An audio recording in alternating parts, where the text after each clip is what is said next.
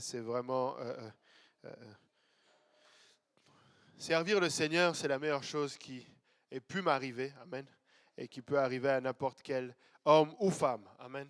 Tu sais, quand nous voyons les dédicaces de bébés, le pasteur Kaozi dit souvent, tu sais, l'Éternel a un plan, a un objectif dans la vie des enfants qu'on dédicace. Et il a un plan et un objectif dans chacune de nos vies. Amen. Et trouver ce plan, trouver cet objectif, c'est vraiment la meilleure chose qui puisse nous arriver. Amen. Et je bénis le Seigneur pour vous tous. Je bénis le Seigneur pour son Église. Amen. Vous savez, on a mis les pieds dans ce pays il y a 15 ans maintenant. Et on disait cela à la blague hier, je pense, avec mon épouse. Et ça fait 15 ans que notre vie tourne entre la rue Poirier et O'Brien. Ça fait littéralement 15 ans qu'on connaît par cœur ces rues. Je ne sais pas, si on devait compter le nombre de fois où on a fait ce trajet-là, c'est comme, quand on était arrivé, on était dans Notre-Dame-de-Grâce, et puis très vite, on s'est retrouvé à Laval, mais vous savez, la maison de Dieu, on est tous, beaucoup d'entre nous, nous sommes arrivés comme des immigrants, cherchant une meilleure vie. Même moi qui venais de la France, on pourrait penser que j'avais une meilleure vie, mais même pas. Et quand je partais, mon père, il ne comprenait pas pourquoi je partais. Pour lui, c'était déjà grand-chose, parce que lui, il était arrivé du Sénégal vers la France. Mais nous, on sentait une insatisfaction. Et on pensait qu'on venait vivre, entre guillemets, le rêve américain, l'argent, le travail, la gloire, etc. Et on avait un ami, quand on est arrivé, il s'appelle Alain Roland Kofi. Et c'était un Ivoirien avec qui on travaillait dans ma première job ici. Et avec lui, ce qu'on faisait, c'est que des fois, on prenait la voiture, on allait dans Outremont, Hampstead, Mont-Royal, on allait voir les grosses maisons. Et on se rappelait pourquoi on est venu au Canada. On disait, c'est pour ça qu'on est venu au Canada. Je vous dis, on allait dans les quartiers riches, là. On allait tourner, dès qu'on voyait des grosses maisons, là, on disait, voilà, c'est ça l'objectif. Et le Seigneur nous avait donné, quand on est parti, un verset nous disant qu'il avait des plans sur nos vies. Et je bénis le Seigneur parce que j'ai trouvé c'est quoi ce plan. Amen. Et ce n'était pas des plans vains, ce n'était pas des plans de vanité, comme dit l'Ecclésiaste, sous le soleil, mais c'était de me mettre en ordre avec lui et de le servir. Et je bénis le Seigneur parce que c'est la meilleure vie que tu puisses avoir. Alléluia. Ma vie n'aurait jamais été comme celle-là, n'eût été que le Seigneur m'ait rencontré. Amen. La première chose qui a été mise en ordre quand je suis arrivé au Canada, ça n'a pas été un travail. Je n'ai pas trouvé un travail d'abord. Je n'ai pas trouvé. J'ai trouvé Dieu. Oui, je le servais, mais je ne le connaissais pas. Amen. Et je sais que quand je suis arrivé, il a envoyé le frère Mike Manus. Et c'était vraiment organisé de Dieu. Et il nous a invités à l'église. On est arrivé un mardi. Je l'ai rencontré le vendredi et le dimanche, on était à l'église. Amen. Et 15 ans plus tard, je suis là. Amen. Avec ma famille. Amen. Et je bénis le Seigneur pour cela. Et il n'y a absolument rien de plus merveilleux. Je venais avec un programme vacances-travail et je suis resté pour le Seigneur plus que le vacances-travail. Amen. Alléluia. Je bénis le Seigneur. Amen. Alléluia. Je bénis le Seigneur pour mon pasteur qui a contribué énormément. Amen. Il a donné tout ce qu'il avait. Alléluia. Il a passé presque des nuits entières à la maison à nous enseigner la parole de Dieu. Il ne s'est jamais fatigué. Il nous a toujours encouragés. Et quand je dis que j'aime cet homme, c'est parce que vraiment, il m'a aimé le premier également. Je vous dis, il ne nous connaissait pas, mais il a misé sur nous pareil. C'est vraiment à l'image de Christ. Là. Il n'a pas dit, oh, c'est des jeunes, ils vont partir. Et certainement, des fois, moi, quand je lisais mes plans, il devait se dire, Seigneur. Maintenant que j'y repense, quand je devais lui raconter mes projets, il devait se dire, aïe, aïe, aïe, est-ce que je suis en train d'investir à la bonne place? Mais il a investi quand même. Et je bénis le Seigneur qu'il n'a pas hésité à le faire. Et c'est un plaisir de travailler sous lui. Amen. J'aime le pasteur Kaozi. Alléluia. Et je bénis le Seigneur pour lui. Alléluia. Merci Seigneur. Et aujourd'hui, le Seigneur m'a donné cet enseignement ou exhortation ou prédication, je ne sais comment l'appeler, amen, mais qui s'intitule Motivation. Alléluia, c'est intitulé Motivation. et ça fait 2 fois que le Seigneur me donne des, des- des- des- des messages comme ça où c'est un peu particulier parce que tu ne sais pas vraiment comment tu vas présenter la chose. Je n'avais pas vraiment inversé, mais je vois où est-ce que le Seigneur va aller. Je prie qu'on y arrive ensemble et qu'on navigue à travers sa volonté aujourd'hui. Amen. La motivation, si on regarde la définition même du mot motivation, c'est ce qui motive, explique, justifie une action quelconque, une cause. Et en deuxième définition, vous avez la raison ou les raisons, les intérêts et les éléments qui poussent quelqu'un dans son action, fait pour quelqu'un d'être motivé à agir. Tu vois qu'il donne un exemple, ils n'ont pas de motivation suffisante pour vous écouter. Amen. En résumé, la motivation, c'est vraiment quelque chose qui pousse quelqu'un à faire quelque chose. Les raisons qui t'ont poussé à faire des études, les raisons qui t'ont poussé à venir au Canada, les raisons qui te poussent à changer de carrière, etc. Chacun de nous, nous avons des sources de motivation dans la vie, c'est-à-dire des raisons ou des intérêts à agir d'une façon ou d'une autre. Quand on était enfant, on devait nous motiver pour aller à l'école. Ça n'était pas une motivation. Amen. C'est pourquoi je dis toujours aux enseignants de l'école du dimanche de ne pas être trop dur avec certains enfants. Ce n'est pas que je leur donne un permis, mais parents, vous devez motiver vos enfants à apprendre la parole de Dieu. Amen. Parce que des fois, je vois des enseignants qui sont un peu frustrés. Ils donnent des versets à leurs enfants, puis les enfants ne les apprennent pas nécessairement. Mais tu sais, c'est pareil que les tables de multiplication. Il n'y a pas beaucoup d'enfants qui se lèvent et qui apprennent par eux-mêmes la table de multiplication. Ça prend un parent qui lui dise, tu dois faire ceci. Et même que des fois, nous, en tant que parents, tu regardes ce que l'enseignant demande là et tu sais que ça n'a aucun sens. Mais tu motives quand même ton enfant. Amen. Alors, tu sais, quand on était enfant, on avait besoin d'être motivé, ou du moins, la motivation était extérieure. Et en grandissant, on apprend que c'est bon d'aller à l'école parce qu'on commence à avoir des réelles motivations. On commence à avoir de l'intérêt des fois pour la matière. Qui ici aime juste l'école?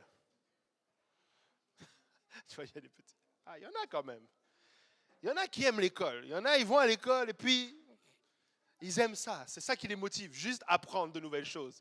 Tu sais, il y en a, ils font un bac, un deuxième bac, un troisième bac. Tu sais, ils aiment ça à l'école. Il y en a d'autres, c'est la matière qui les intéresse. Et il y en a qui s'ennuient dans certaines matières et un jour, ils changent complètement de direction et ils vont ailleurs.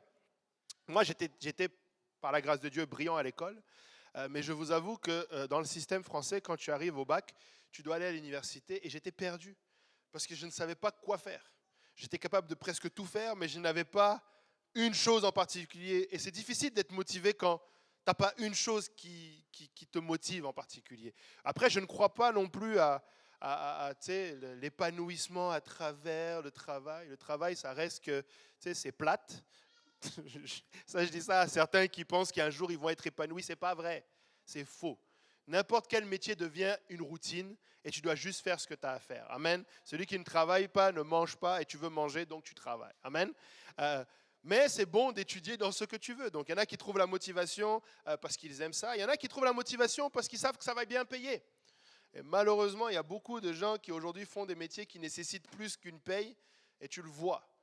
Je ne veux pas citer les infirmiers, les infirmières, mais souvent c'est ça. Tu vois qu'aujourd'hui, ils sont motivés par l'argent et il y a moins de compassion. Amen. Tu vois que le café est plus important qu'autre chose. Et ça, c'est dommage. Amen. Je voyais des gens qui travaillaient avec moi au 9 à 1 et zéro empathie, zéro compassion. C'était vraiment là pour l'argent. Et c'est dommage. Amen. Mais l'argent peut être aussi une source de motivation. Il y en a qui changent de carrière parce qu'ils sont motivés par l'argent. Donc, différentes sortes de motivation. Certains sportifs aussi, ils cherchent à renouveler leur motivation. Parfois, c'est en se lançant de nouveaux défis. Une fois il y en a qui gagnent régulièrement la même coupe, mais ce qui les motive, c'est d'aller chercher une autre coupe, d'aller chercher un autre palmarès, d'aller chercher quelque chose d'autre. Et c'est encore plus difficile quand c'est des sports individuels où c'est vraiment toi qui dois te motiver. L'équipe ne peut pas te motiver, c'est toi qui dois aller chercher ta motivation. Et malheureusement aussi, certaines personnes trouvent leur motivation en se comparant les uns aux autres. Et ça, je dis malheureusement parce que c'est dangereux. Je mets le mot malheureusement pour mettre en garde quelqu'un.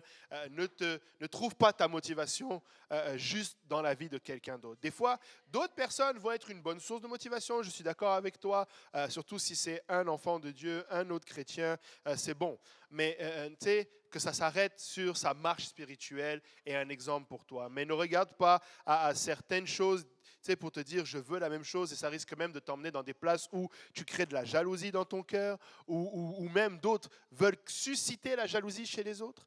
Ça, j'ai jamais compris. Tu écoutes la plupart des publicités à la radio, c'est en fait pour créer la jalousie chez les autres. Oh, vos voisins, quand ils verront ça, oh, ceci, oh, cela. Ce n'est pas comme ça qu'un enfant de Dieu se comporte. Amen. Maintenant, pour avoir la motivation, nous devons être motivés. Amen. Et le verbe motiver signifie, entre autres, je n'ai pas pris les deux premières, mais signifie créer chez quelqu'un les conditions qui le poussent à agir, faire qu'il éprouve de bonnes raisons pour agir. Pour avoir une motivation, ça prend quelque chose qui t'allume.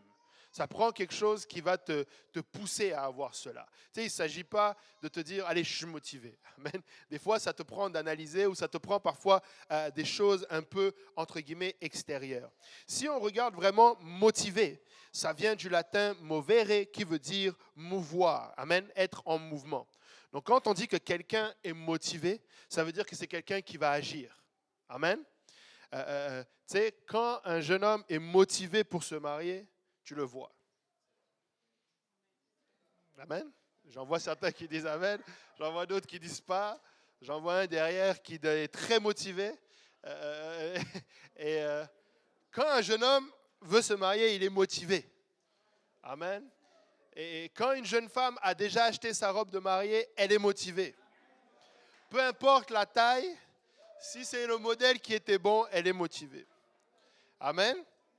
Donc, quand on est motivé, il y a quelque chose qui nous fait bouger. Amen. Le fait de bouger, le fait d'agir parce que je suis motivé. Donc, lorsqu'on parle de motivation, on parle des raisons qui poussent quelqu'un à se mettre en mouvement. Du coup, regardez avec moi Genèse 1, versets 1 à 3.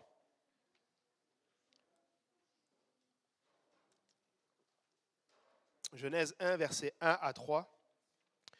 Alléluia. La parole de Dieu nous dit, au commencement, Dieu créa les cieux et la terre. La terre était informe et vide. Il y avait des ténèbres à la surface de l'abîme et l'Esprit de Dieu se mouvait au-dessus des eaux. Amen.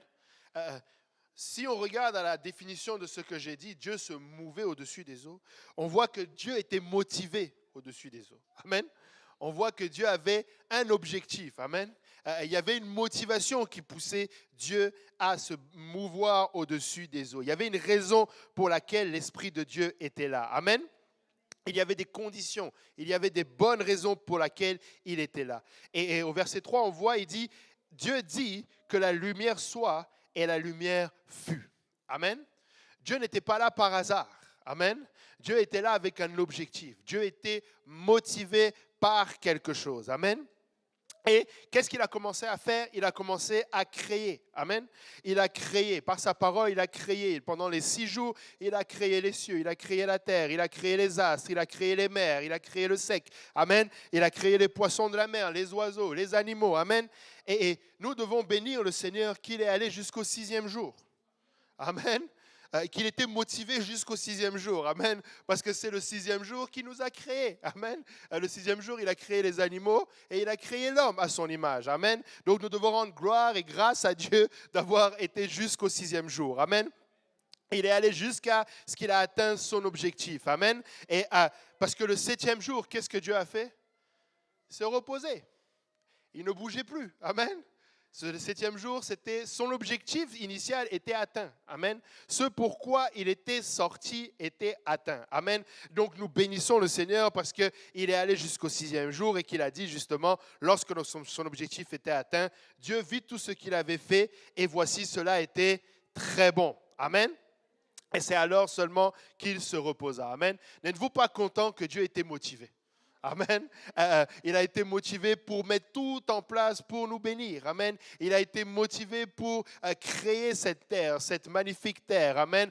Les perfections invisibles de Dieu se voient comme à l'œil nu. Amen. Quand tu regardes les mers, quand tu regardes les montagnes, quand tu regardes sa création, nous devons être émerveillés de cela. Amen. Nous devons voir ces choses-là et être émerveillés. Écoutez, je vais vous dire une chose.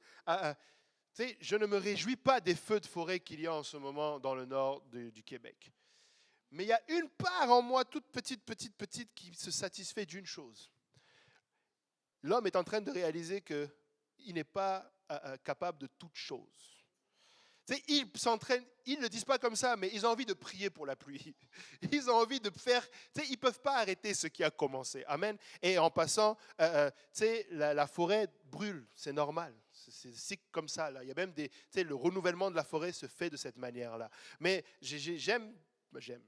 Pardonnez-moi, mais je prends un peu plaisir à voir comment ils essayent de trouver des arguments, mais ça prend un Dieu créateur. Amen. Vous savez, s'il savait prier Dieu, il prierait et la pluie pourrait tomber. Amen. Ça arrêterait ce feu. Amen. Mais nous bénissons le Seigneur pour le fait qu'il nous a créés. Amen. Et en passant, je voulais aussi prendre le temps, alors que je préparais cela, pour, à ce moment-là, faire un petit pas de côté et adresser juste une chose dans le cadre aussi de la motivation. Amen. Autant je me joins au psalmiste, au roi David, psaume 139, verset 14. Psaume 139, verset 14 nous dit « Je te loue de ce que je suis une créature si merveilleuse. Tes œuvres sont admirables et mon âme le reconnaît bien. » Amen. Autant je me joins au roi David pour louer Dieu de ce que je suis une créature si merveilleuse, autant je me dresse et je réprime tous les discours qui voudraient élever l'homme au rang d'être Dieu. Amen. Malheureusement, aujourd'hui, il y a trop de gens qui vont élever l'homme à une place qui n'est pas la sienne. Amen. Autant la Bible nous dit que nous avons été créés à l'image de Dieu, nous devons croire en cela. Mais autant nous devons aussi nous rappeler que nous ne sommes pas l'équivalent de Dieu. Amen. Je fais vraiment cet aparté parce que c'est ce qui est venu dans mon cœur. Beaucoup aujourd'hui de gens tiennent un discours. Écoutez, nous ne sommes pas l'équivalent de Dieu. Amen. Il n'y a qu'un seul Dieu. Amen. Il n'y a qu'un seul Créateur. C'est lui qui est l'alpha et l'oméga. Il est le commencement et la fin. Il est le seul vrai Dieu, l'unique éternel. Amen. Le seul Dieu sage, le rocher des âges. Amen. Et nous avons été créés à son image pour le glorifier. Amen. Lui, il est Dieu et nous sommes ses adorateurs. Amen. Nous ne sommes même pas des mini-dieux. Amen. Oui, je sais que la parole de Dieu dit que nous allons régner avec lui. Mais écoutez, nous n'allons pas régner comme des équivalents. C'est un privilège que Dieu nous donne de régner avec lui. Amen. Il faut arrêter cette pensée que nous sommes l'équivalent de Dieu. Amen. Nous ne nous tenons pas en face de Dieu, nous nous prosternons devant sa présence. Amen. Nous ne nous tenons pas à une position d'équivalent avec Dieu. Alléluia. Nous devons faire attention. Amen. Et c'est vraiment un discours qui se propage et qui est tellement faux que nous devons le dénoncer et nous tenir face à cela. Amen. Nous sommes des adorateurs de l'Éternel. Amen. Si lui-même, Jésus-Christ, Dieu manifesté en chair, n'a pas trouvé comme une proie à arracher d'être égal à Dieu, à combien plus forte raison nous, pécheurs que nous sommes, que nous étions, nous n'avons aucun droit de nous les élever à ce rang-là. Amen. Aujourd'hui, les gens vont motiver certaines personnes ou certains chrétiens en disant « Tu peux tout faire parce que tu es créé à l'image de Dieu. » Il y en a même qui le déclarent « Tu es Dieu. » Faux, archi faux. Amen. Ézéchiel 28, versets 1 à 2 nous dit « La parole de l'Éternel me fut adressée en ces mots. Fils de l'homme, dis au prince de Tyr, ainsi parle le Seigneur l'Éternel. Ton cœur s'est élevé et tu as dit, je suis Dieu. Je suis assis sur le siège de Dieu au sein des mers. Toi, tu es homme et non Dieu. Et tu prends ta volonté pour la volonté de Dieu. » Alléluia. C'est la parole de Dieu. Amen. Donc quand quelqu'un te dit prophétise, appelle à l'existence ce qui n'existe pas, faux.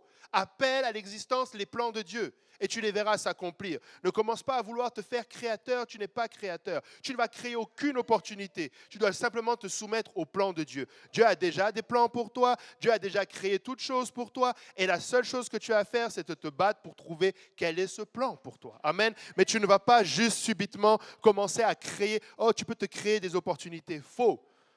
Dieu a déjà des opportunités pour toi. Amen. Soumets-toi à son plan. Amen. Si vous continuez à lire un peu plus tard, au verset 11 à 19 de Ézéchiel, vous voyez ce qui est arrivé à celui qui est à la racine de ces discours-là. C'est le Satan lui-même. Il a voulu se faire Dieu lui-même. Et c'est la dernière chose que tu veux. Amen. C'est la dernière chose que nous voulons. Amen. Fin du pas sur le côté, on revient dans notre, dans notre leçon d'aujourd'hui. Amen. Donc, la motivation, amen, les raisons qui vont nous pousser à faire quelque chose, amen. Et honnêtement, la leçon d'aujourd'hui, c'est de nous permettre nous-mêmes d'examiner. Keith, non, vous faites du bruit là. Et les raisons pour lesquelles nous servons Dieu. Les raisons pour lesquelles nous sommes là aujourd'hui. Essayons d'analyser pourquoi je suis là où je suis, pourquoi j'adore Dieu, qu'est-ce qui me motive, quelles sont les raisons qui me poussent à agir envers Dieu. Amen. Et une chose qu'aujourd'hui tu remarques, c'est que dans la chrétienté, il y a beaucoup de motivateurs. Il y a beaucoup de gens qui font des discours de motivation. Laissez-moi vous dire qu'un discours de motivation ne va pas te motiver. C'est la prédication de la parole de Dieu qui va te motiver. C'est l'enseignement de la parole de Dieu qui va te motiver. Amen. Tu peux écouter tous les encouragements que tu veux. Tu peux écouter tous les discours que tu veux. Vous savez, ces discours, les 5 clés de la réussite, les 10 façons de prier, les 12 façons d'agir selon la volonté de Dieu. Non. Aime la parole de Dieu, tiens-toi à la parole de Dieu, obéis à la parole de Dieu, enseigne la parole de Dieu, sois rempli de l'Esprit du Seigneur et tu auras tout ce qu'il faut pour être motivé. Amen.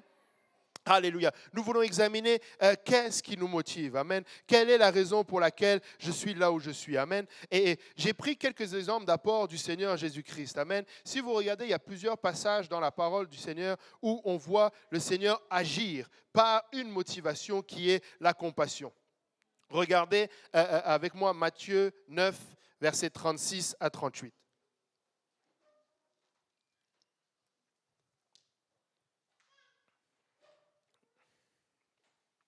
Matthieu 9, versets 36 à 38 nous dit « Voyant la foule, il fut ému de compassion pour elle, parce qu'elle était languissante et abattue, comme des brebis qui n'ont point de berger. Alors il dit à ses disciples, la moisson est grande, mais il y a peu d'ouvriers. Priez donc le maître de la moisson d'envoyer des ouvriers dans sa moisson. » Amen. Alléluia.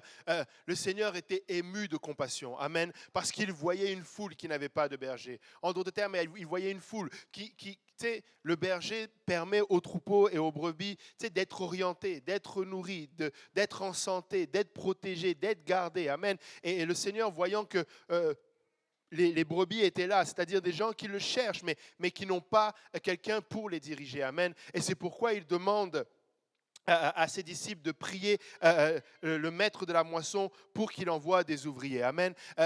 Si tu travailles déjà dans l'œuvre du Seigneur, amen, que ta motivation ne soit pas juste d'avoir une plus grande église ou d'avoir un plus grand groupe à qui enseigner. Ne cherche pas des ouvriers pour te faire un nom. Amen. Cherche des ouvriers parce que tu vois des brebis qui n'ont pas de berger. Amen. Quand nous travaillons pour le Seigneur, c'est pour les brebis. Amen. La motivation pour laquelle je vais servir le Seigneur, ce n'est pas juste pour avoir un ministère. Amen. Si tu chantes, si tu joues à la batterie, ou si tu enseignes, amen, ta motivation ne doit pas être pour remplir une case. Amen. Ta motivation ne doit pas être pour penser que, comment dire, certaines personnes voient vraiment le fait de servir comme un privilège. Je ne sais pas si je m'exprime bien, mais certaines personnes voient les ouvriers comme une élite. Et plus l'ouvrier il est sur la plateforme, plus l'élite est haute, parce qu'on le voit. Écoutez, il n'y a pas un pasteur, un prédicateur, un dirigeant d'église qui ne prie pas cette prière du Seigneur. Envoie des ouvriers. Fait qu'il n'y a pas de place pour les privilèges. Amen. Il n'y a pas de « Oh, moi je t'aime, tiens, sers. Oh, moi je... » Non. Amen. Tu sais, nous devons servir tous ensemble parce qu'il y a des brebis qui ont besoin. Amen. Il y a un monde à atteindre, il y a le royaume de Dieu à s'occuper. Amen. Et ça doit être notre motivation. Amen. Dis-toi que tu dois trouver une place pour servir Dieu. Pas pour être exposé, pas pour être vu, pas pour être occupé, mais parce qu'il y a des âmes qui ont besoin. Amen. Il y a des âmes qui ont besoin d'avoir des lieux propres. Il y a des âmes qui ont besoin d'être enseignées. Amen. Quelle est ta motivation? Amen. Pour laquelle raison tu fais cela? Regardez Marc 1, versets 40 à 41. Marc 1, 40 à 41. Un lépreux vint à lui et se jetant à genoux, il lui dit d'un ton suppliant, « Si tu le veux, tu peux me rendre pur. » Jésus, ému de compassion, étendit la main, le toucha et dit, « Je le veux, sois pur. » Amen. Voilà encore quelqu'un qui a touché le cœur du Seigneur. Amen. La motivation à ce moment-là du Seigneur n'était pas dirigée seulement sur le fait qu'il était malade. Amen. La motivation du Seigneur n'était pas seulement sur le fait de pouvoir le guérir. La motivation du Seigneur, il était ému de compassion parce qu'il a vu le désir de la personne. Amen. Il a vu que cette personne avait même cette crainte, si tu le veux. Imaginez-vous à la place du Seigneur. Le Seigneur ne voudrait rien d'autre que de voir sa création guérie. Ne voudrait rien d'autre que de nous voir bénis. Amen. Vous savez, quand nous sommes dans des troubles, peu importe la raison de ce trouble, le Seigneur est ému de compassion. Parce que ce n'est pas son plan que nous soyons là-dedans. Amen. Je ne vous parle pas, je sais que des fois le Seigneur va permettre certaines choses, mais je vous parle de situations dans lesquelles des fois nous nous retrouvons juste parce que nous ne sommes pas soumis à la volonté de Dieu. Juste parce que nous ne sommes pas, nous avons parfois été enseignés. Écoutez, j'ai déjà eu à entendre des prédications. Il y en a une qui me vient en particulier, mais j'ai déjà eu à entendre des prédications où tu peux sentir, et des fois, ce n'est même pas un de nos pasteurs ici, ce n'est même pas forcément notre pasteur ou le pasteur Graham, des fois, ça va être des pasteurs invités. Ils vont venir et ils vont mettre en garde le peuple de Dieu pour une situation en particulier. Et le Seigneur a organisé tout ça pour cette raison-là. Ne croyez pas que les choses, il n'y a pas de coïncidence avec Dieu, il n'y a pas d'accident avec Dieu. Tout est coordonné par l'Éternel. Amen. Et le Seigneur va envoyer quelqu'un des fois de loin pour adresser une situation. Et malheureusement, les personnes concernées ou la personne concernée va passer à côté. Et c'est triste parce que le Seigneur a tout fait pour que tu puisses entendre cette parole. C'est pourquoi des fois vous allez entendre le pasteur Kaozi dire, ne dis pas que c'est pour ton voisin. Dis-toi que c'est pour moi. Seigneur, dans cette situation, qu'est-ce qu'il faut que je fasse? Amen. Oh, mais moi, je ne suis pas un menteur. Oui, peut-être, mais prie, demande au Seigneur, alors pourquoi tu as permis que j'écoute ce message? Pourquoi aujourd'hui j'étais là? Qu'est-ce qu'il faut que je fasse avec cette parole? Amen. Nous avons toujours une responsabilité face à la parole. Amen. Ce n'est pas la parole, n'est-ce pas la parole de Dieu dit qu'aucune de ces paroles ne sort de lui. Comme l'eau qui arrose la terre. La parole de Dieu ne sort pas sans accomplir ce pourquoi elle était sortie. Amen. Et il ne faudrait pas penser que la parole va sortir comme ça et laisser une autre partie parce qu'elle ne m'est pas dirigée. Amen. Non, je veux toujours analyser. Amen. Et dans ce cas-là, le Seigneur était ému de voir qu'il ne connaissait pas la volonté de Dieu. Amen. Écoutez, la volonté de Dieu, c'est que nul ne périsse, mais que tous parviennent à la repentance. Amen. Une fois de plus, ce qui doit nous motiver, amen, comme le Seigneur, c'est que nul ne périsse et que tous parviennent à la repentance. Amen. Une fois que nous sommes dans le royaume de Dieu, nous sommes appelés à être des disciples du Seigneur, à être des ouvriers dans le royaume de Dieu. Amen. Et de travailler pour sa gloire. Amen. Regardez Luc 7, versets 13 à 14. Luc 7, versets 13 à 14. Le Seigneur, l'ayant vue, fut ému de compassion pour elle. Et elle lui dit, ne pleure pas. Il s'approcha et toucha le cercueil. Ceux qu'il portait s'arrêtèrent. Il dit, jeune homme, je te le dis, lève-toi. Amen. Une fois de plus, le Seigneur est ému de compassion. Amen. Il a une raison pour laquelle il va agir. Amen. Et il agit. Il dit à ce jeune homme, lève-toi. Amen. Jean 3, verset 16. Car Dieu a tant aimé le monde qu'il a donné son Fils unique afin que quiconque croit en lui ne périsse point, mais qu'il ait la vie éternelle. Amen. Un verset très populaire que nous connaissons, mais réalisons encore une fois que le Seigneur avait une raison pour cela. Amen. Il avait une motivation derrière. Amen. C'est pourquoi, tu sais, je reviens un peu peut-être sur mon pas de côté de tout à l'heure. Tu sais, Dieu a vu la condition de l'homme. Amen. Tu sais, quand nous venons au Seigneur, adorons-le avec tout ce qui est en nous pour le salut. Amen. Tu sais, je crois avec tout ce que j'ai en moi que Dieu nous a appelés de là où nous étions. Il nous a tirés de là où nous étions pour l'adorer lui seul. Pour l'adorer lui seul. Et lorsque l'on commence à oublier de l'adorer parce que nous sommes trop occupés avec d'autres choses, nous oublions la raison, la motivation pour laquelle il l'a fait. Amen. Regardez, Romains 5, 8. Dieu prouve son amour envers nous en ce que lorsque nous étions encore pécheurs, Christ est mort pour nous. Amen. La motivation du Seigneur, c'était de ne pas nous voir périr. Amen. La motivation du Seigneur, c'était de ne pas nous voir dans ce lieu de tourment, dans ce lieu où même les vers ne meurent pas, dans ce lac de feu où l'étang de feu, où il y aura une mort, une souffrance continuelle, là où il y aura des pleurs et des grincements de dents. Amen. La motivation du Seigneur, ça n'était pas seulement que nous soyons bien sur la face de la terre. Amen. Je sais que, je ne sais pas, mais, enfin je sais, je dis je sais pas, je sens un peu de friction quand je dis cela. Je sais que ce discours que je tiens n'est pas populaire. Je ne suis pas là pour être populaire. Je suis là pour vous dire ce que la parole de Dieu dit. Quand le Seigneur a regardé la déchéance de l'homme et qu'il est venu et qu'il est mort à la croix pour nous, il n'a pas fait cela, sa motivation n'était pas juste de nous voir bien en 2023 sur terre. Sa motivation, c'est que nous ne soyons pas dans le lac de feu. C'est pourquoi Paul dit qu'il va travailler avec crainte et tremblement. Parce que tant que je n'ai pas atteint l'objectif final, je ne suis pas encore arrivé. Amen. Je dois continuer chaque jour à travailler. Chaque jour, je ne peux pas me laisser distraire. Ma motivation lorsque je marche avec le Seigneur, ce n'est pas d'être plus riche, d'être plus puissant, c'est d'être plus proche de Dieu. Vous savez, quand la parole de Dieu nous parle de, tu sais, c'est l'âme qui pêche, qui périt. D'autres le traduisent par le salut est individuel. Mais ça des fois, on ne le comprend pas très bien. Ça ne veut pas dire qu'on doit être égoïste. Ça veut dire que la première chose que tu dois t'assurer, c'est que ton âme parvienne à la bonne destination. Tu dois t'assurer chaque jour, ta motivation lorsque tu te lèves le matin. Seigneur, où est-ce que j'en suis avec mon âme?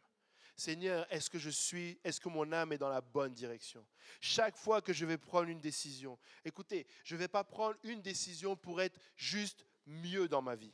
Je vais prendre une décision pour arriver au ciel un jour. Je vais prendre une décision concernant mes études parce que je vais être motivé par le salut. Je vais prendre une décision concernant mon emploi parce que je suis motivé. Et je vous l'ai dit en introduction, je ne venais pas ici pour le Seigneur. Loin de là. Dieu m'a fait grâce. Mais aujourd'hui, c'est ma responsabilité de vivre ce que le Seigneur a prévu pour moi. Et je souhaite que ceux qui sont exposés à la parole de Dieu ne changent pas de pays et ne déménagent pas juste pour une meilleure opportunité, mais parce que c'est une question de salut. Tu dois agir parce que c'est une question de salut. Tu sais, si ton salut est compromis, prends une décision radicale. Que ta décision soit motivée, que les raisons soient claires. Tu sais, nous devons nous tenir. Dans les derniers temps, nous étions en train de chanter « Toute pensée reste captive ». Des fois, on chante « Toute pensée reste captive », mais dès qu'on sort d'ici, on les rend lousses. Et on se permet qu'elles aillent à droite, à gauche. Et des fois, ce n'est même pas qu'on les permet. C'est que le monde à l'extérieur fait tout pour qu'elles soient lousses. Mais c'est à nous d'être alertes là-dessus. Amen. Laissez-moi vous dire, le monde ne va jamais faire le travail de l'Église. Le monde ne va jamais, on ne va jamais arriver à une place où il sera efficace de vivre pour Dieu, où je sais pas, les conditions seront réunies. Le jardin, c'était l'endroit. Mais aujourd'hui, le monde, là, oublie ça. Ce que je veux dire par là, c'est que des fois, on essaye de se convaincre, non, je vais faire ça, mais ça va me permettre de bénir Dieu. Faux. Faux. Dieu n'a pas besoin de ça pour être béni. Dieu n'a pas besoin que tu prennes cette décision ou cette voie pour être béni. Ce que Dieu veut, c'est que tu prennes cette décision motivée par ton salut. Amen. Que cette décision que tu veux prendre soit motivée par ton salut. Alléluia. La motivation de Dieu, c'est de voir l'homme réconcilié avec lui. Amen. C'est tout ce qui a motivé le Seigneur. Amen. C'est qu'il y ait une marche. C'est pourquoi aussi nous gâchons lorsque nous sommes sauvés et que nous n'avons pas assez de temps pour Dieu. Nous sommes sauvés et nous n'avons pas assez de motivation. Tu sais, des fois, là, le Seigneur ne nous sort pas d'une situation parce que c'est celle-là qui nous garde là. C'est cette situation-là. Nous, on prie. Tu sais, ça encore, je n'ai pas un verset biblique pour le moment pour vous donner celle-là, là, mais permettez-moi de le signer de mon nom, Jean-Yves, comme ça vous ne direz pas que c'est la Bible qui dit. Mais moi, je suis convaincu que Dieu trie nos prières. Je suis convaincu. Tu sais, quand on dit, Seigneur, je te donne tout, ou Seigneur, tu sais, des fois on prie comme ça, tu sais, quand on est vraiment touché par le Seigneur, Seigneur, s'il y a quelque chose dans ma vie qui va être un obstacle à mon salut, tu sais, enlève-le. Mais si après tu viens prier pour quelque chose d'autre qui va être un obstacle à ton salut, il va pas écouter cette prière-là. C'est pour ça que je dis qu'il trie. Il va écouter la première. Il dit non, la première c'était mieux. La première prière là que tu as fait, elle était mieux. Tu sais, Dieu n'a pas de problème de jugement là. Il sait ce qui est bon pour toi ou pas. Il sait quand tu pries et que cette prière-là va aller dans le bon sens. Amen. Maintenant, si tu vas insister, ça se peut qu'il te le donne. Comme il a dit à Israël, dans ma colère, je t'ai donné un roi. Si on insiste, il va le faire. Mais moi, je crois que, premièrement, le Seigneur va regarder notre motivation. Amen. Et c'est pourquoi nous voulons être motivés par le salut. Amen. Nous voulons que ce soit notre motivation. Dieu était motivé pour la réconciliation. Nous voulons être motivés pour la réconciliation. Amen. Maintenant, si on regarde vraiment au niveau des hommes, amen, nous avons un chapitre qui nous montre une motivation. Amen. Hébreux 11 nous parle vraiment d'une liste d'hommes et de femmes qui sont motivés. Amen. Ils étaient motivés. Amen. Et la source de leur motivation, c'était leur foi. Amen. Alléluia. Regardez d'abord Hébreux 11 au premier verset. Or, la foi est une ferme assurance des choses qu'on espère, une démonstration de celles qu'on ne voit pas. Amen. C'est une ferme assurance. Qui a une assurance voiture? À part le papier vert, là, est-ce que vous avez déjà vu l'assurance? Ce n'est pas tangible, une assurance. La seule chose que tu vois dans l'assurance, c'est ton argent qui sort de ton compte en banque. Ça, tu le vois, là. Tu la vois. Ou la facture quand elle arrive. Ça, tu la vois. Et limite, quand tu en as besoin, tu ne la vois même plus, l'assurance. Amen. Mais pourtant, on a des assurances. Et on espère que le jour où on va vouloir l'utiliser, elle marche. Amen. Et vous savez, même si tu n'as pas le papier sur toi, tu as cette assurance. Amen. Il suffit juste de l'avoir contracté, d'avoir fait le contrat, tu as cette assurance. Amen. Et en plus de ça, la parole rajoute une démonstration de celle qu'on ne voit pas. Ce que je suis en train de dire, c'est que le premier verset de Hébreux 11 nous dit qu'en fait, la foi, là, on ne la voit pas. Et des fois, c'est difficile d'être motivé avec quelque chose que tu ne vois pas. C'est difficile d'être motivé par rien. Et pourtant, c'est ce que le Seigneur nous demande de faire. Amen. Amen. Il dit à Thomas, tu as vu, tu as cru. Heureux ceux qui n'ont pas vu et qui ont cru. Et je veux être heureux. Amen. Qui veut être heureux? Amen. Alléluia. Vous savez, le Seigneur est conscient de ce qu'il nous demande. Il est conscient qu'il nous demande quelque chose qui, du premier abord, ne va pas être facile pour nous. La foi, ça ne se voit pas. La foi n'est pas tangible. Amen. Tu sais, la croyance, là où tu vas mettre ta foi, ça n'est pas tangible. Continuons dans Hébreux. Regardez à partir... attends, je vais revenir là. OK. Je vais couper un peu, mais à partir du verset 4, la parole de Dieu nous dit « C'est par la foi qu'Abel offrit à Dieu un sacrifice plus excellent que celui de Caïn. C'est par elle qu'elle fut déclarée juste. C'est par la foi qu'Enoch fut enlevé pour qu'il ne vit point la mort. Et verset 6 nous dit, « Or, sans la foi, il est impossible de lui être agréable, car il faut que celui qui s'approche de Dieu croit que Dieu existe et qu'il est le rémunérateur de ceux qui le cherchent. » Amen. Qu'est-ce que ce verset est en train de dire concernant la motivation? C'est que lorsque tu places ta foi en Dieu, Dieu bouge. Dieu devient motivé pour toi. Lorsque, même quand les conditions ne sont pas réunies, mais tu places quand même ta foi. Vous savez, ceux qui se tiennent pour la parole de Dieu sont rémunérés. Daniel a été rémunéré. Shadrach, Meshach et Abednego a été rémunéré. Amen. Parce qu'ils se sont tenus. Amen. Écoutez, tu es devant un lion, tu fais quoi? À part avoir la foi que Dieu va faire. Tu n'as rien. Amen. Tu as la foi. Mais la foi, Dieu a dit qu'il rémunère ceux qui le cherchent. Amen. Il dit, c'est par la foi que Noé, divinement averti des choses qu'on ne voyait pas encore, et saisi d'une crainte respectueuse, construisit une arche pour sauver sa famille. C'est par la foi, verset 8, qu'Abraham, lors de sa vocation obéit, est parti pour un lieu qu'il devait recevoir en héritage, et qu'il partit sans savoir où il allait. C'est par la foi que Sarah, elle-même, malgré son âge avancé, fut rendue capable d'avoir une postérité. C'est par la foi qu'Abraham offrit Isaac. C'est par la foi qu'Isaac bénit Jacob et Ésaü en vue des choses à venir. C'est par la foi que Jacob, mourant, bénit chacun des fils de Joseph. C'est par la foi que Joseph, mourant, fit mention de la sortie des fils d'Israël et qu'il donna des ordres au sujet de ses os. C'est par la foi que Moïse, à sa naissance, fut caché pendant 3 mois par ses parents. C'est par la foi que Moïse, devenu grand, refusa d'être appelé fils et de la fille de Pharaon. Amen. Ça, c'est pour encore une fois, je ne sais pas aujourd'hui pourquoi je reviens là-dessus. Certainement, quelqu'un a besoin de l'entendre.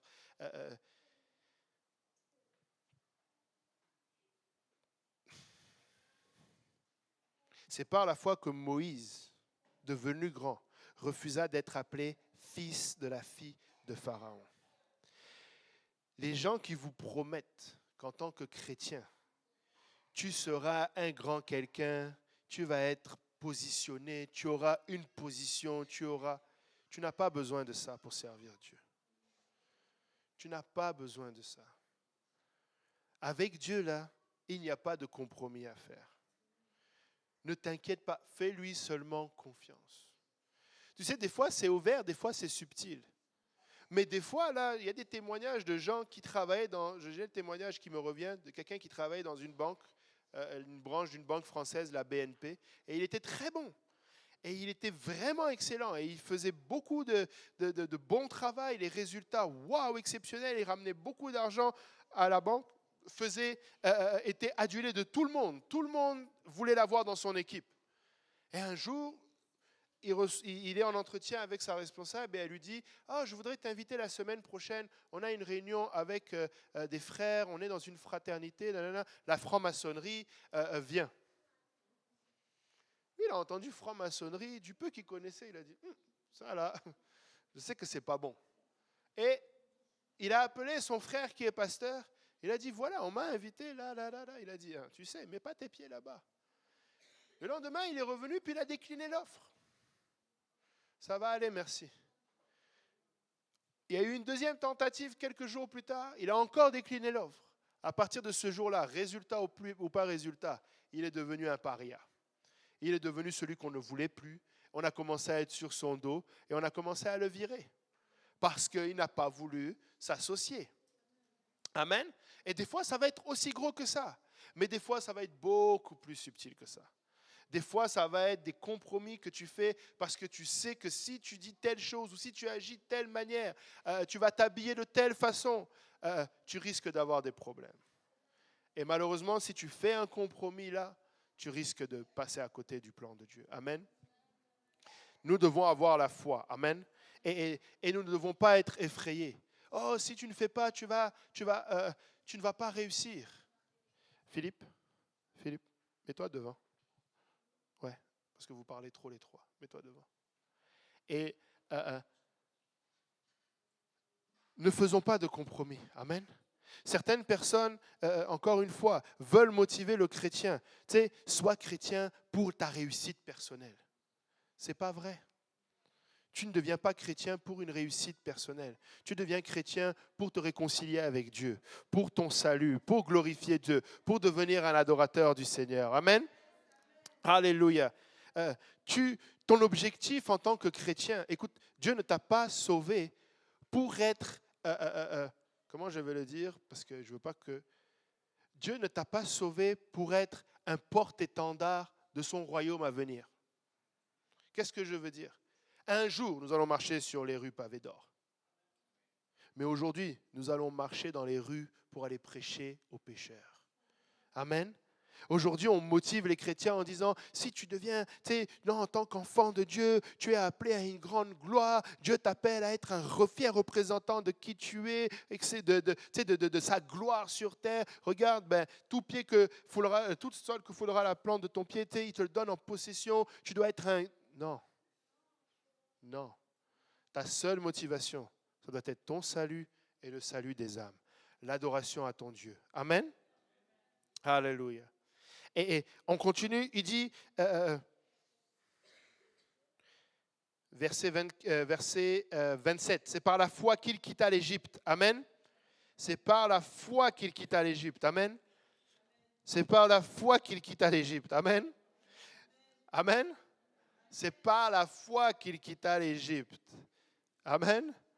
Des fois, c'est difficile de quitter l'Égypte. Des fois, c'est difficile de quitter une situation. Tu cherches une motivation. Qu'est-ce que ça... Tu sais la décision que tu dois prendre, quitter l'Égypte. Tu sais que là où tu es, ce n'est pas bon. Mais qu'est-ce qui va te motiver? Ta foi. La foi que Dieu a mieux pour toi. La foi que là où tu es, tu vas périr. La foi que là où tu es, c'est l'esclavage. Amen. L'Égypte, c'est l'esclavage. Amen. C'est par la foi qu'il quitta l'Égypte. C'est par la foi qu'il fit la Pâque et l'aspersion de sang. Amen. Amen. C'est par la foi qu'il traversa la mer Rouge comme un lieu sec. Amen. C'est par la foi qu'il a été baptisé au nom de Jésus-Christ pour le pardon de ses péchés. Ah, mais en fait, c'était pas... Amen. Par la foi. Oh, mais je cherche une motivation. Est-ce que tu veux être sauvé? Amen. C'est par la foi que les murailles de Jéricho tombèrent. C'est par la foi que Rahab, la prostituée, ne périt pas avec les rebelles. Et que dirais-je encore, verset 32, car le temps me manquerait pour parler de Gédéon, de Barak, de Samson, de Jephthé, de David, de Samuel et des prophètes qui, par la foi, vainqueurs des royaumes, exercèrent la justice, obtinrent des promesses, fermèrent la gueule des lions, éteignirent la puissance du feu, échappèrent aux tranchants de l'épée, guérirent de leur maladie, furent vaillants à la guerre, mirent en fuite les armées étrangères. Des femmes recouvrèrent leur mort par la résurrection, d'autres furent livrées au tourment et n'acceptèrent point de délivrance afin d'obtenir une meilleure résurrection. D'autres subirent des moqueries et le fouet, les chaînes et la prison. Ils furent lapidés, sciés, torturés, moururent, tués par l'épée. Ils allèrent çà et là vêtus de peaux de brebis et de peaux de chèvre, dénués de tout, persécutés, maltraités, eux dont le monde n'était pas digne, errant dans les déserts et les montagnes, dans les cavernes et dans les antres de la terre. Tu parles d'une motivation. Comment être motivé avec ça? Amen. Il n'y a aucune raison de servir l'Éternel ici. Là. Si tu regardes, là, il n'y a rien. Tu regardes ton voisin se faire tuer, mais ça, c'est pas motivant. Tu vois, on jette ton compagnon dans la fosse au lion. C'est démotivant. Amen. Ou c'est une motivation pour un autre objectif. Et c'est pourquoi il faisait ces choses-là. C'est pourquoi on faisait... Et l'homme est barbare. Tu regardes les ingénieux au mal. Vraiment, là. L'homme a des imaginations pour la torture, mais c'est grave. Mais l'objectif, c'était que les gens soient démotivés. Amen. Il voulait prendre cela pour exemple. Il se disait, s'ils voient ça, ils ne vont plus recommencer. S'ils voient ça, là, ça va les motiver à obéir. Le fait de jeter Daniel dans la fosse au lion, c'était ça. Que les gens soient motivés. Oh boy, ok. Ou démotivés de servir l'Éternel. Mais vous savez quoi? Tu ne peux pas démotiver un enfant de Dieu. Parce que notre motivation, c'est notre foi. Amen. Nous avons une espérance. Amen. Nous avons dans le cœur la foi que Dieu est le rémunérateur de ceux qui le cherchent. Amen. Je ne le vois peut-être pas, mais je sais en qui j'ai cru. Amen. Je sais que l'Éternel ne m'abandonnera pas. Amen. Je sais qu'il est guérisseur. Je sais qu'il est pourvoyeur. Je crois dans sa parole quand il dit que le juste ne mendira pas son pain, qu'il ne sera jamais abandonné. Alléluia. C'est difficile des fois de le croire parce que quand tu regardes à ce qui frappe à l'œil, tu n'es pas motivé. Amen. Tu n'es pas motivé. Et laissez-moi vous dire, Dieu n'est pas un séducteur. Amen. C'est le diable qui est séducteur. Dieu n'est pas un séducteur. Dieu est Dieu. Tu vas le faire ou tu ne vas pas le faire. Tu vas choisir de le servir ou tu ne vas pas choisir de le servir. Amen. Tu sais, quand il y a besoin de séduire, il y a un problème. Tu sais, quand tu dois commencer à mettre des jeux de lumière pour la louange, il y a un problème. Ouais, encore moi, il est ressorti. Quand tu dois mettre des feux, tu sais, de la fumée pour simuler le Saint-Esprit, il y a un problème. Quand tu es obligé de mettre des titres accrocheurs sur YouTube, il y a un problème. La vérité sur ceci. Écoutez ce message parce que il y a un problème, c'est de la séduction. Peut-être que quand vous nous regardez là, on n'est pas séduisant du tout. Gloire à Dieu. Je n'ai pas envie d'être séduisant, mais je veux prêcher la parole de Dieu. Dieu n'est pas un séducteur. Amen. Tu dois croire et tu vas obéir. C'est tout ce que tu vas faire et tu vas choisir de le faire. Amen. Dieu ne plaide pas avec nous. Amen. Tu sais, Dieu ne s'assoit pas, discutons. Il te dit ce qui est. Nous n'argumentons pas avec Dieu. C'est où tu le fais ou tu ne le fais pas. Même quand tu viens devant Dieu, oh Seigneur, je n'y arrive pas. Tu sais, explique-moi, donne-moi encore. Non. Au mieux, il va te rediriger vers sa parole. Oui, on va enseigner encore. Mais à un moment donné, tu vas devoir te saisir de l'enseignement. À un moment donné, tu vas devoir te saisir de la parole de Dieu. Amen. Ce n'est pas la folie de la prédication. Amen. C'est une folie, la prédication. Ça ne fait pas de sens, mais ça marche. Amen. Le salut, c'est pas la folie de la prédication. Amen. Et regardez, je disais, tu parles d'une motivation, mais le verset 39 nous dit, tout cela, à la fois desquels il a été rendu témoignage, n'ont pas obtenu ce qui leur avait été promis. Amen. Ils n'ont pas obtenu ce qui leur avait été promis. Dieu ayant vu quelque chose de meilleur pour nous, afin qu'ils ne parvinssent pas sans nous à la perfection. Parce que ce n'était pas une finalité en soi qu'Abraham ait cet enfant qu'il désirait, ou Sarah ait cette. Il l'a eu, mais ce n'était pas la finalité. Ce n'était pas la finalité en soi que Noé soit sauvé des eaux. Ça n'était pas une finalité en soi, tout ce que l'on vient de lire. Tu les regardes, tu dis, waouh, des grands guerriers, waouh, ils ont été délivrés de la fosse au lion, waouh. Alors que tout à l'heure, on parlait de démotivation. Tu regardes quelqu'un qui meurt crucifié, ça te démotive. Mais le Seigneur sait qu'il y a encore mieux. Amen. Il y a ce jour-là où nous serons réunis avec lui. Amen. Et ça doit être notre motivation. Amen. Alléluia. Maintenant, nous devons nous poser la question. Est-ce que j'ai besoin d'autre chose que la foi? Est-ce que j'ai réellement besoin d'un miracle? Est-ce que j'ai réellement besoin d'un prodige? Est-ce que j'ai besoin d'une motivation externe? Est-ce que j'ai besoin, ou est-ce que j'ai besoin plutôt de la foi? Des fois, nous devons simplement prier, Seigneur, aide ma foi. Seigneur, je crois, aide mon incrédulité. Seigneur, je veux avoir la foi. Seigneur, apprends-moi à avoir la foi. Apprends-moi à te faire confiance. Apprends-moi à être rassuré, à être assuré que tu vas le faire. Même si je ne le vois pas, je sais, Père éternel, que tu vas le faire. Amen. J'ai besoin de m'accrocher à ma foi. Amen. Jacques 2, verset 20 nous dit, « Veux-tu savoir, ô homme vain, que la foi sans les œuvres est inutile ?» Amen. Qu'est-ce que cela veut dire?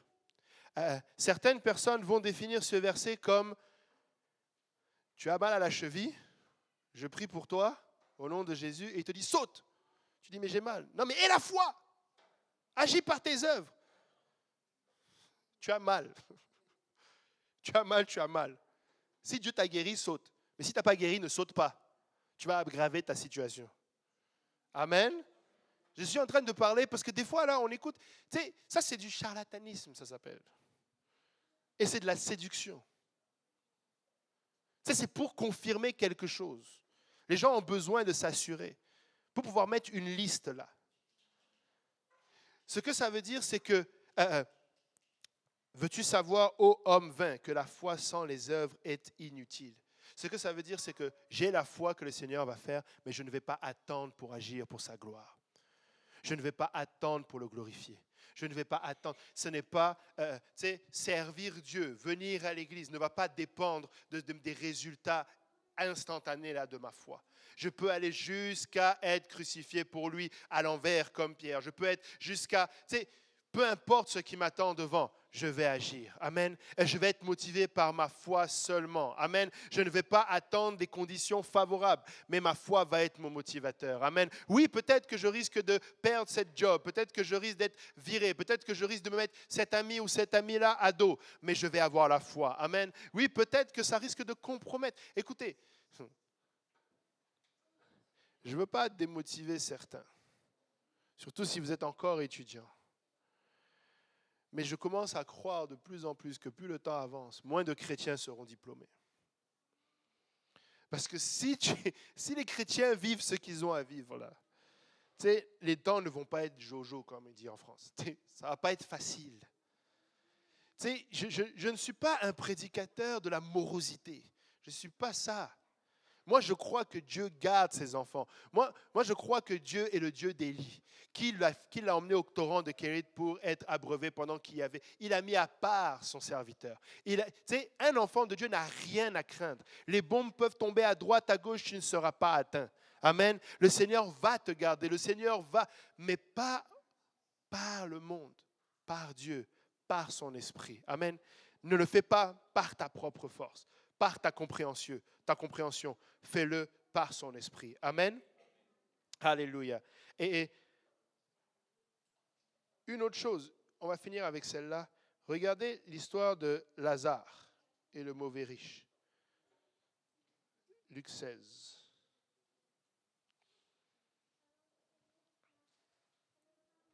Luc 16, verset 19 nous dit, « Il y avait un homme riche qui était vêtu de pourpre et de fin lin et qui chaque jour menait joyeuse et brillante vie. Un pauvre nommé Lazare, était couché à sa porte, couvert d'ulcères, et désireux de se rassasier des miettes qui tombaient de la table du riche, et même les chiens venaient encore lécher ses ulcères. Le pauvre mourut et il fut porté par les anges dans le sein d'Abraham. Le riche mourut et il fut enseveli. » Faisons juste une pause 2 secondes ici.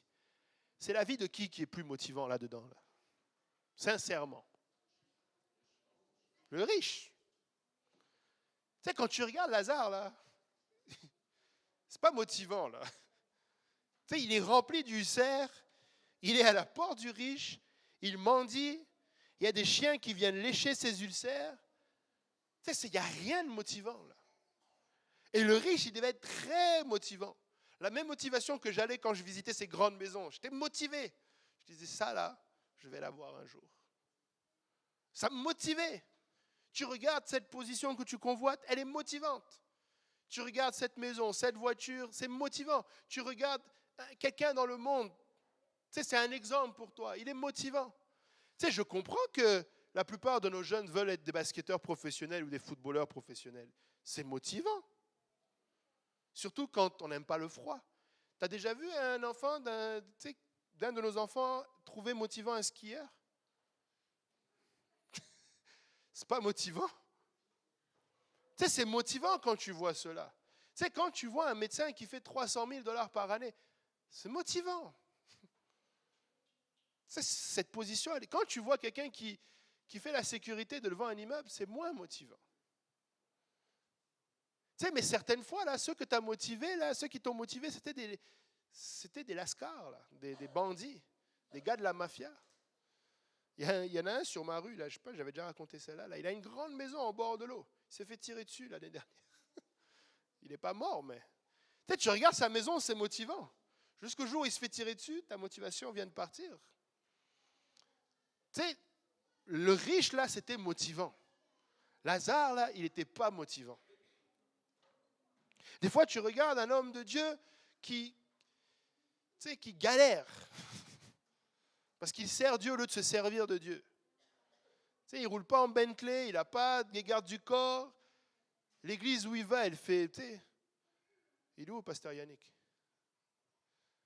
Tu regardes l'église d'Hochelaga, là, c'est pas motivant. Il y a des églises qui sont plus belles, qui sont plus grandes. Quand tu vas là-bas, la chorale, elle est waouh! Mais tu vas d'ici, là, la chorale, c'est pas motivant. Mais, je vous dis ce qui passe par la tête de beaucoup, là. Ah, ce joueur-là, il n'est pas motivant. Mais cet autre joueur de piano, là, lui, il est motivant. Mais c'est quoi qui nous motive? C'est le show ou c'est que Dieu soit réellement adoré? C'est le show ou c'est quoi qui nous motive? Certaines personnes vont aller écouter des prédications ou vont aller dans des églises pour la motivation. Au moins là-bas, ils me motivent en fait. Mais ici, on nous prêche la sanctification. Ce n'est pas motivant. On nous prêche strict. Ce n'est pas motivant. Mais qu'est-ce qui me motive? Est-ce que je veux qu'on me prêche la parole pour être sauvé ou je veux qu'on chatouille mes oreilles pour que quand je rentre à la maison, je me sente bien? Quelqu'un un jour m'a dit, « Oh, la seule raison pourquoi tu insistes autant, c'est parce que tu veux absolument me baptiser. » Je ne suis pas motivé par le fait juste de te baptiser. Je suis motivé par le fait que tu sois sauvé. Je ne la comprends vraiment pas celle-là. Oh, vous insistez tellement, vous voulez absolument que les gens reçoivent le Saint-Esprit. Ce n'est pas qu'on veut, c'est qu'on veut que tu sois réconcilié avec Dieu. C'est la motivation là, réelle de ton frère, de ta sœur, de celui qui t'enseigne cette étude biblique, c'est juste que tu sois sauvé. Et je préfère quelqu'un d'honnête qui te le dit que quelqu'un qui est malhonnête et qui te dit « Oh, viens comme tu es, reste comme tu es, change pas, Dieu t'aime. » Dieu t'aime, certes, mais Dieu veut se réconcilier avec toi.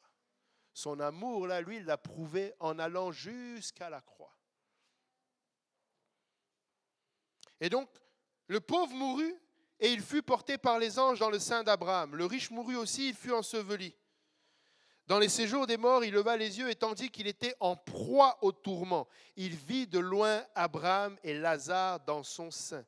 Il s'écria, « Père Abraham, aie pitié de moi et envoie Lazare pour qu'il trempe le bout de son doigt dans l'eau et me rafraîchisse la langue, car je souffre cruellement dans cette flamme. » Là, la motivation était revenue. Là, du coup, le mauvais riche était très motivé. Là, Lazare devenait un outil. Là, Lazare devenait important. Là, Abraham devenait son père. Tout ce qu'il avait à faire sur terre, il ne l'a pas fait. Mais là, il était motivé parce qu'il était pris par les tourments. Est-ce que Dieu doit m'envoyer jusque-là pour que je sois motivé? Malheureusement, c'est trop tard pour lui. Tu ne veux pas arriver à une place où ta motivation, elle ne te sert pas. Amen. Tu veux pouvoir être motivé maintenant. Tu veux pouvoir agir maintenant. Et très souvent, on se fait avoir. Le riche, là, il s'est fait avoir. Il pensait peut-être qu'il avait encore le temps. Il pensait que ce n'était pas utile. Mais là, d'un coup, Lazare devient utile. Abraham répondit, « Mon enfant, souviens-toi que tu as reçu tes biens dans ta vie et que Lazare a eu les maux pendant la sienne. Maintenant, il est ici consolé et toi, tu souffres. D'ailleurs, il y a entre nous et vous un grand abîme afin que ceux qui voudraient passer d'ici vers vous ou de là vers nous ne puissent le faire. » Le riche dit, « Je te prie donc, Père Abraham, d'envoyer Lazare dans la maison de mon père, car j'ai 5 frères. C'est pourquoi il leur atteste ces choses afin qu'ils ne viennent pas. C'est pour qu'il leur atteste ces choses afin qu'ils ne viennent pas aussi dans ces lieux de tourment. » Abraham répondit, « Ils ont Moïse et les prophètes, qu'ils les écoutent. » Le riche était peut-être en train d'attendre de la même manière qu'il espérait que ses frères soient sauvés. Il attendait des prodiges. Il courait après une motivation externe. Écoute, si ta motivation est autre que ton salut et ta réconciliation avec Dieu et un jour d'être avec lui, tu vas passer à côté de ton salut. Quelqu'un qui va obéir à l'évangile, qui va être baptisé au nom de Jésus-Christ pour le pardon de ses péchés et qui va recevoir le don du Saint-Esprit avec l'évidence de parler en langue sans négocier. C'est parce qu'il est motivé pour être sauvé. Et ces temps-ci, je bénis le Seigneur, il y en a qui sont motivés plus que jamais. On a eu des appels à l'hôtel ces temps-ci, je vous dis, tu n'avais même pas le temps de parler. Que la personne, elle te dit, il y avait eu un en particulier, là, tu sais, comme le rabbin avait dit, s'il fallait lui dire saute à cloche-pied pour être sauvé, il allait sauter à cloche-pied là-haut, là, à l'église. Mais des fois, là, il y a des débats qui se font. Est-ce que vraiment le parler en langue, c'est quoi qui te motive? Est-ce que la parole de Dieu te suffit pour être motivé ou il te faut plus? Est-ce que parce que c'est écrit, ça te suffit ou il te faut plus? Rappelez-vous, par la foi. Et la foi vient de ce que l'on entend. Et ce que l'on entend vient de la parole de Dieu. Oui, mais il n'y a pas autre chose. Non, il n'y a pas autre chose. Même si on mettait l'enfer, le soufre ici, là, je vous dis, on va se repentir. Et dès qu'on va sortir d'ici, on va retourner là où on était. Parce que nous cherchons quelle motivation? Amen. Et puis il continue, il dit, et regardez bien le verset 26, je voulais juste souligner cela. D'ailleurs, il y a entre nous et vous un grand abîme afin que ceux qui voudraient passer d'ici vers vous. Vous imaginez qu'il y a des gens encore qui voudraient passer d'ici vers vous. Tu es déjà dans le sein d'Abraham. Tu es déjà dans l'église. Tu veux aller où? C'est quoi qui te motive là-bas? Parfois, les gens se fatiguent. Ils étaient motivés, mais ils ont oublié. Parce qu'aujourd'hui, on leur propose mieux de soi-disant devoir. On leur propose ce qu'ils n'ont pas eu reçu ici. Tu es déjà là où tu dois être. Reste-y. Souffre peut-être, mais tu seras consolé. Peut-être que tu as l'impression que les autres ne souffrent pas. Laisse-moi te dire, il faut que nous passions... comment on dit? La parole de Dieu dit accomplir les souffrances de Christ, prendre part avec lui à ses souffrances. Et ces souffrances-là, c'est justement des fois ne pas avoir ce que je voudrais. Sincèrement, là, il y a des choses qu'on dit souffrance, mais ce n'est pas une souffrance physique. Là. Très souvent, c'est une souffrance mentale. Là. C'est la motivation. Est-ce que je suis vraiment motivé pour Dieu? Est-ce que je suis vraiment motivé pour mon salut? Est-ce que je suis prêt à tout faire pour être sauvé? Est-ce que je veux achever la course? Est-ce que je veux garder la foi? Ou est-ce que je vais laisser ma foi se refroidir? Oui, l'iniquité est accrue dans le monde. Oui, l'iniquité est accrue même dans le peuple, parmi les chrétiens, at large, comme on dirait. Mais est-ce que je vais laisser ma foi se refroidir? Et il dit, ils ont Moïse et les prophètes. Et lui, il dit, non, Père Abraham, mais si quelqu'un des morts va vers eux, ils se repentiront. Ça, c'est toutes les vidéos YouTube. J'étais en enfer, j'ai vu Michael Jackson, j'ai vu... Tu sais, si le Seigneur avait dit qu'on serait sauvé par la folie de quelqu'un qui allait en enfer et qui va venir te dire ce qu'il a vu, ben on le saurait. Amen. Et Abraham lui dit, s'ils n'écoutent pas Moïse et les prophètes, ils ne se laisseront pas persuader quand même quelqu'un des morts ressusciterait. Notre motivation là, c'est la parole de Dieu. Notre motivation là, c'est l'Esprit du Seigneur. Nous devons marcher par l'Esprit. Nous devons être remplis de l'Esprit du Seigneur. Nous devons garder le dépôt que le Seigneur a mis en nous. Nous devons avoir la foi dans ces choses. Est-ce que des fois, on ne va pas avoir besoin de réentendre ces choses? Oui, c'est pourquoi vous êtes ici. Et c'est pourquoi tu as choisi la bonne part. Tu es venu, tu entends. Tu aurais pu faire tellement autre chose aujourd'hui, mercredi soir. Tu pourrais faire tellement autre chose que le samedi venir prier, ou le vendredi d'aller au groupe de jeunes, ou le dimanche de venir toute la journée à l'église. Mais laisse-moi te dire, c'est en faisant ces choses-là que tu vas garder la foi. C'est en faisant ces choses-là. Ça suffira pour te motiver, pour te rappeler à quel point le Seigneur t'aime, à quel point le Seigneur attend ce jour. Écoutez, nous n'attendons pas plus le Seigneur que lui nous attend. Tu sais, il faut qu'il se force là pour user de patience là. Tu sais, je suis sûr que si, tu sais, n'eût été la souffrance de ceux qui ne sont pas encore dans l'Église. Mais ça fait longtemps que le Seigneur nous aurait repris. Il anticipe encore plus ce jour où nous serons réunis avec lui que nous. Il était motivé jusqu'à aller à la croix. Si tu parles d'une motivation. Notre Dieu est motivé à nous voir, mais sommes-nous motivés à notre tour? Amen. Avons-nous la même motivation? Si on peut se lever tous ensemble. Alléluia. Nous voulons être motivés. Amen. Nous avons 5 minutes. Amen. Je ne sais pas s'il y a des questions. J'aurais pu poser la question avant que de vous lever, mais s'il y a une question, je suis volontiers de la prendre. Sinon, nous allons prier pour que le Seigneur nous aide. Amen. Et nous voulons renouveler notre motivation, c'est-à-dire nous voulons remotiver notre foi. Amen. Qu'est-ce qui me motive? Amen. Je veux être avec toi, Seigneur. Amen. Que rien ne vienne me séduire, que rien ne vienne m'arracher de ta présence, que rien ne vienne m'ôter. Je ne veux me laisser séduire par rien, Seigneur. Amen. Alléluia. Élevons la voix tous ensemble. Alléluia, Seigneur éternel, notre Dieu et roi, merci encore pour ta grâce, Papa. Merci, Seigneur, pour cette parole, Papa. Seigneur éternel, je viens prier, Seigneur, que tu nous aides encore une fois, Papa, à reconsidérer nos voies, Papa, à les examiner à la lumière de ta parole et à la lumière de la volonté, Seigneur, qu'est la tienne. Seigneur, alléluia. Seigneur, tu vois notre désir, Papa, le désir de mes frères, le désir de mes sœurs que d'être sauvés, Papa. Seigneur, plus d'un, Papa, Seigneur, a le désir de te voir ce jour-là, Papa. Mais parfois, nous nous laissons séduire ou nous laissons, Seigneur, la démotivation nous prendre, Seigneur, ou alors nous sommes parfois motivés par autre chose, Papa. Seigneur, mais je prie, Seigneur, que tu nous alignes à nouveau, Papa, dans tes voies, que tu nous remettes sur le droit chemin, Seigneur, avec toi. Seigneur, que tu nous aides, Papa, à même quand c'est difficile, à ne pas regarder aux circonstances, mais à regarder à la promesse que tu nous as fait, Papa, qu'un jour, Père éternel, nous serons réunis avec toi, Papa. Merci, Seigneur, de nous avoir appelé que ta motivation primaire, Papa, a été de venir et de mourir pour nous,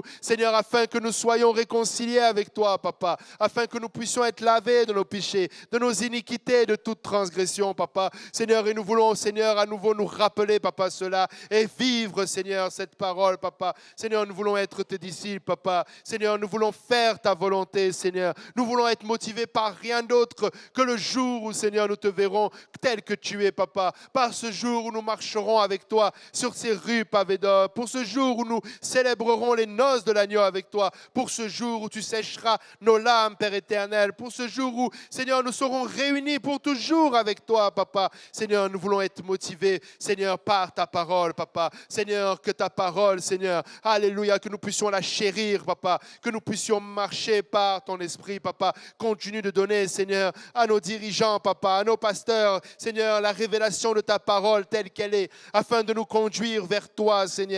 Papa, sans compromis, sans séduction, Papa, mais telle qu'elle est, Papa. Une épée tranchant à double tranchant, Papa, capable de séparer l'os et la moelle, Papa. Oui, des fois, ça va nous faire mal, Éternel. Oui, des fois, nous avons de la difficulté, Seigneur, à faire avec tes commandements, mais ils ne sont pas pénibles, Seigneur, parce que, Seigneur, c'est toi qui nous donnes la force de les mettre en pratique. Aide-nous, Seigneur. Nous voulons être motivés, Seigneur, par le salut, Papa. Seigneur, que toute la gloire et l'honneur te reviennent, Papa. Garde, Seigneur, chacun d'entre nous. Seigneur, aide mon frère, aide ma soeur dans les décisions qu'ils ont à prendre, Papa. Qu'elles soient motivées par ta parole, par leur salut, Papa, pour la gloire de ton nom. Seigneur, je remets chacun d'entre nous, Papa, pour notre retour à la maison, Papa. Garde nos véhicules, garde les autobus, garde les chemins que nous allons prendre. Couvre-nous par ton sang précieux et garde-nous, Papa, afin que, Seigneur, nous puissions encore te célébrer la prochaine fois que nous serons réunis ensemble. Que toute la gloire, l'honneur, la louange et l'adoration te reviennent, Papa. C'est avec action de grâce dans nos cœurs que nous avons prié. Alléluia. Pouvons-nous tous dire au nom de Jésus. Alléluia. Et pouvons-nous battre nos mains pour le Seigneur. Alléluia.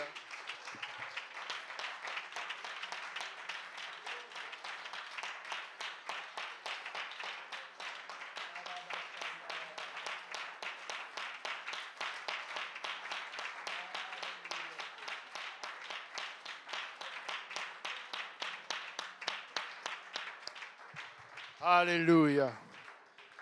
Restons motivés. Amen. Gardons la foi. Amen. Un jour, nous le verrons tel qu'il est. Amen. Alléluia. Serrez la main de vos voisins. Amen. Et que le Seigneur vous bénisse.